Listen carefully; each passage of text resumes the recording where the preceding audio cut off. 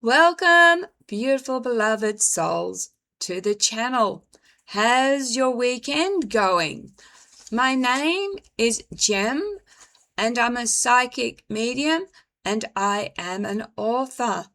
And again, I'm plugging that for $2 Australian, I will send you a 17-page PDF document titled The Signal Within, How to Channel.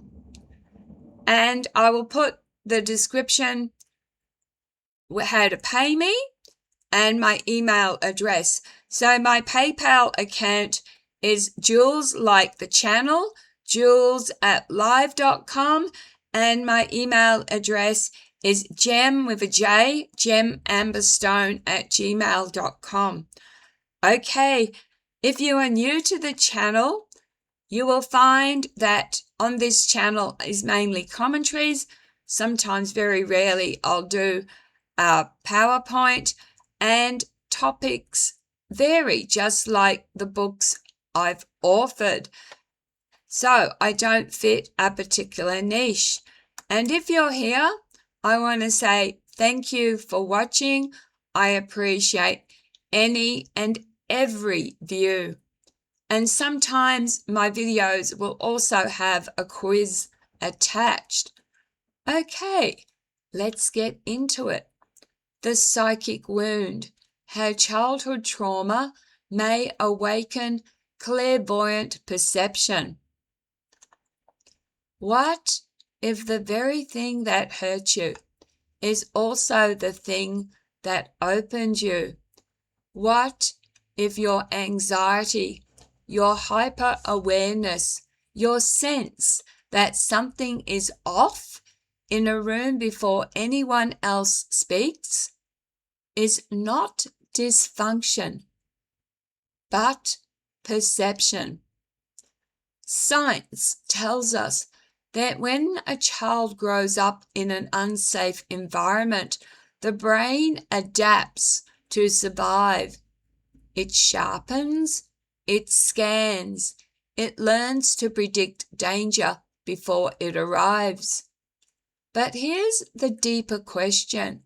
What if that survival mechanism doesn't just stop at reading people? What if it extends beyond the physical world entirely? The provocative question. What if your most haunting childhood memories weren't just scars, but the source of your sight? Because when a child cannot trust the world around them, they don't just become careful, they become attuned. And sometimes attuned to things we don't fully understand. The vigilance of the unsafe child.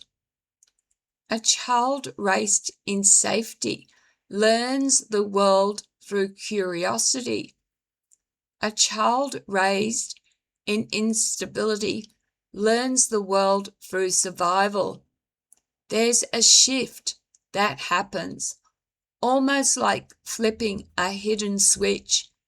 Instead of simply existing, the child begins scanning constantly.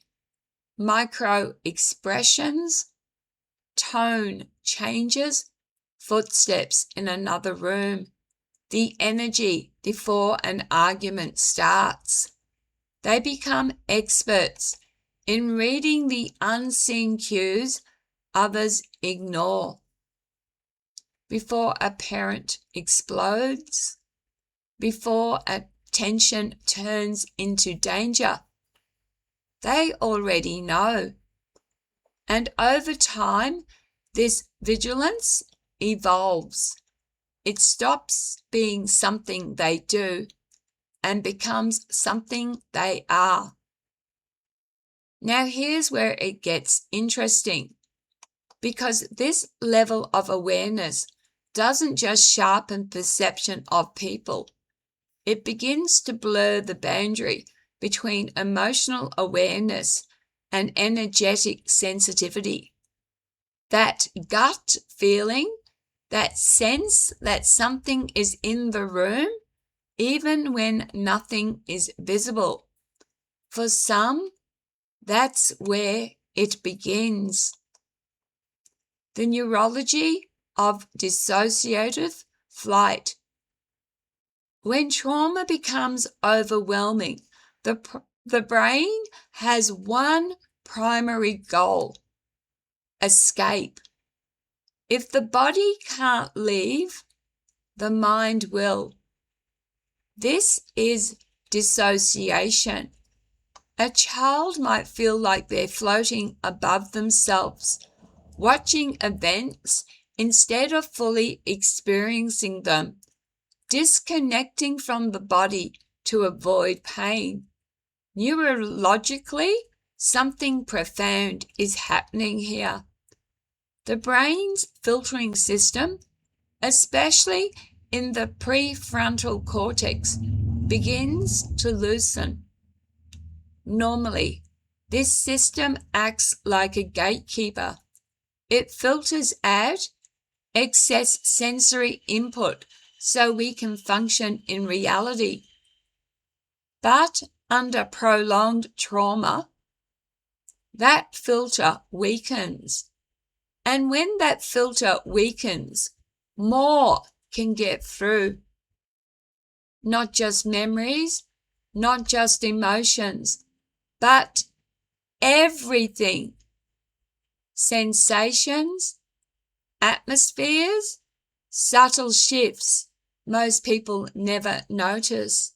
It's like the brain, in trying to escape reality, accidentally opens a door and forgets how to fully close it.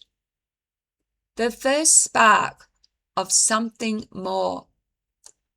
For many people who later identify as intuitive, empathic, or clairvoyant, the first experiences happen in childhood.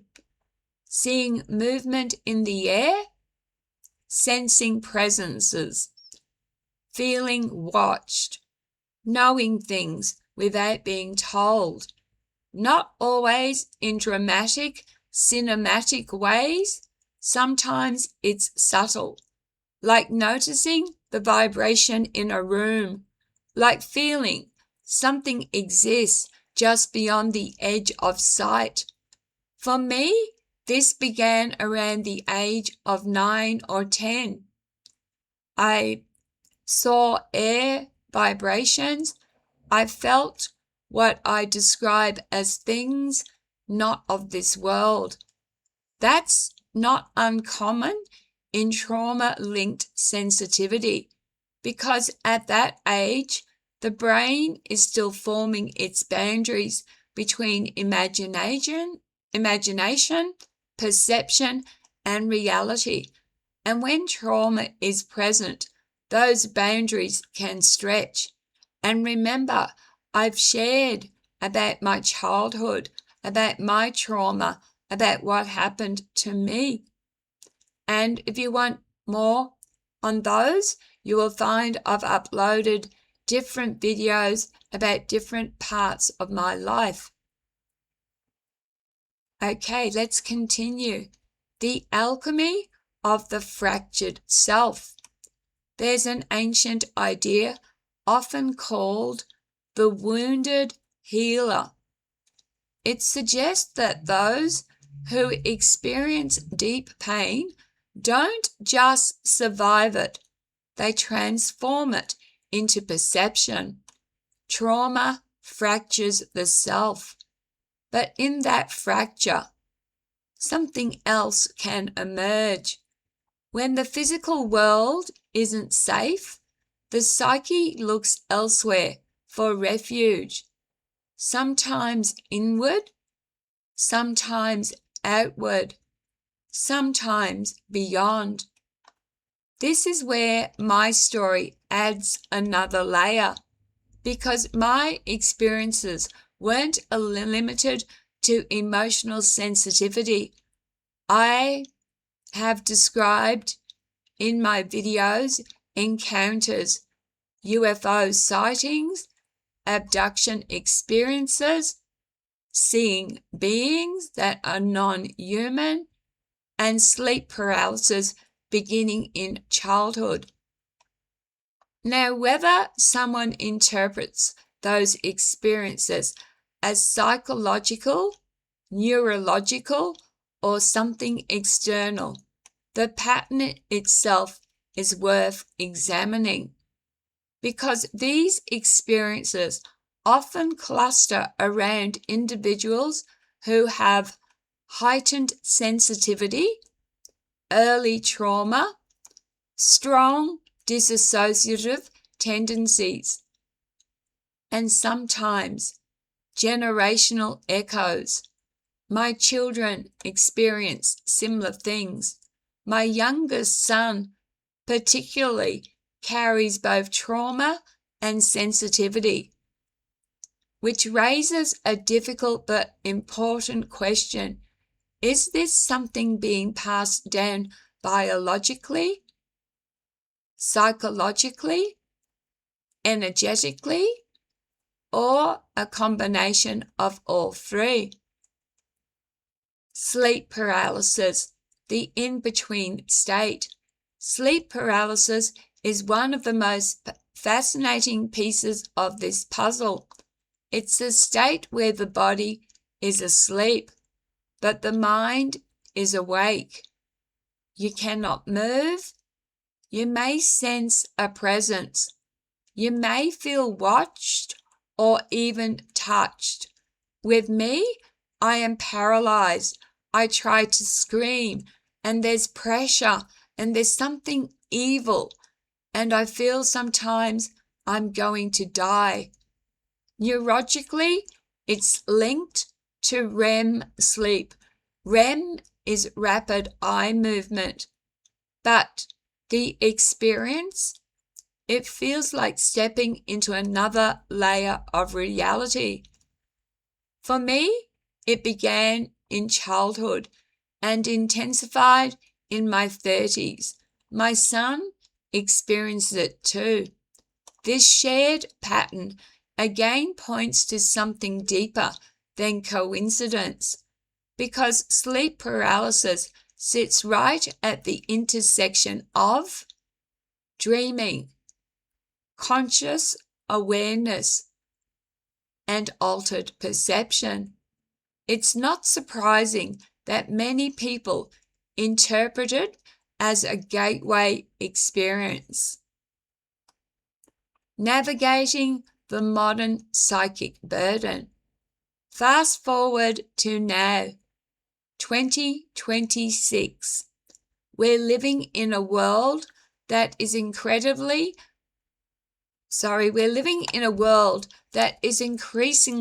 unstable, fast, overwhelming, and something interesting is happening. More people are reporting heightened anxiety, sensory overload, emotional sensitivity, intuitive flashes. It mirrors what a traumatized child experiences. Constant alertness, constant input, the nervous system never fully switching off. So now we have a challenge.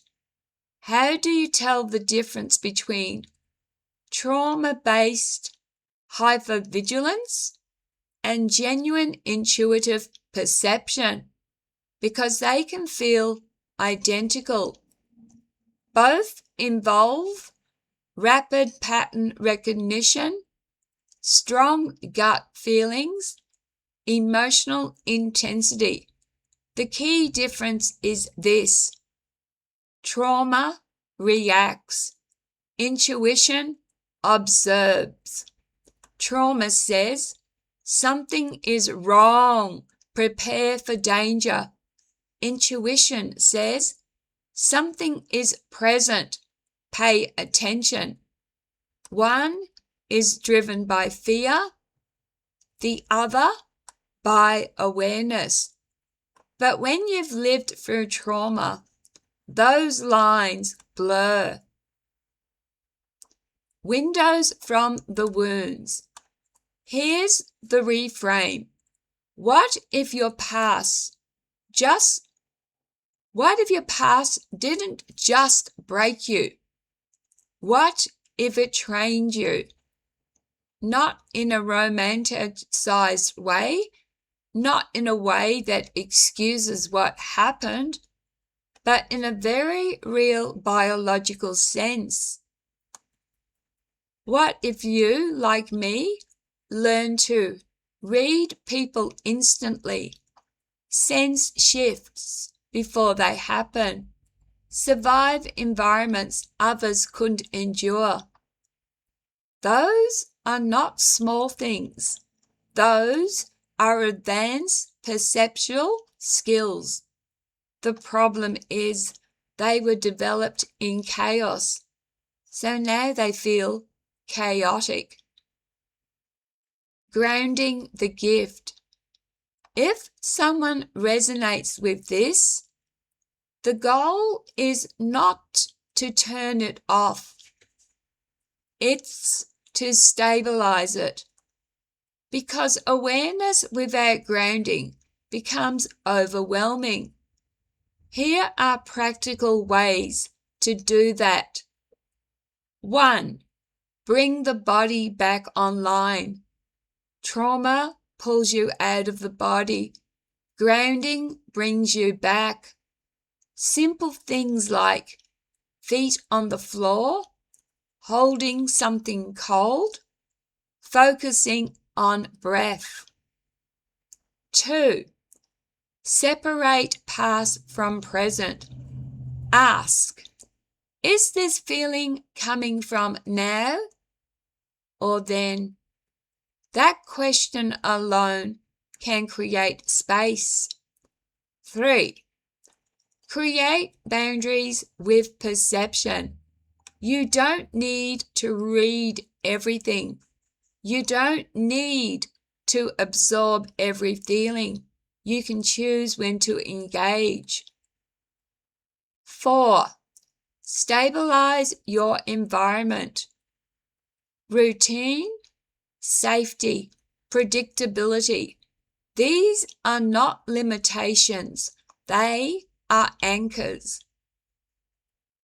Closing reflection. You are not imagining that your perception is different. It likely is, but that doesn't automatically mean it's supernatural. And it doesn't mean it isn't meaningful either. It means your brain, your nervous system, your entire being adapted in extraordinary ways to survive. And in doing so, it may have opened doors never needed to open. The question now isn't, is this a gift or a wound? It's this. Can you learn to live with it without letting it control you? Because survival gave you the ability. But integration, that's where your power actually begins. Thank you, beautiful, beloved souls, for watching another commentary video. I ask that if you leave a comment below, you do so with respect. And I ask, please be kind to each other. It costs nothing to be kind. Smile at a stranger. You might just save someone else's life. And take care of yourselves, because you matter. You are precious. You are here for a reason. Enjoy the rest of your weekend. Love, light, and blessings. And remember, again, I'm just trying to find it. And I'll put this in description for $2 Australian. Bye.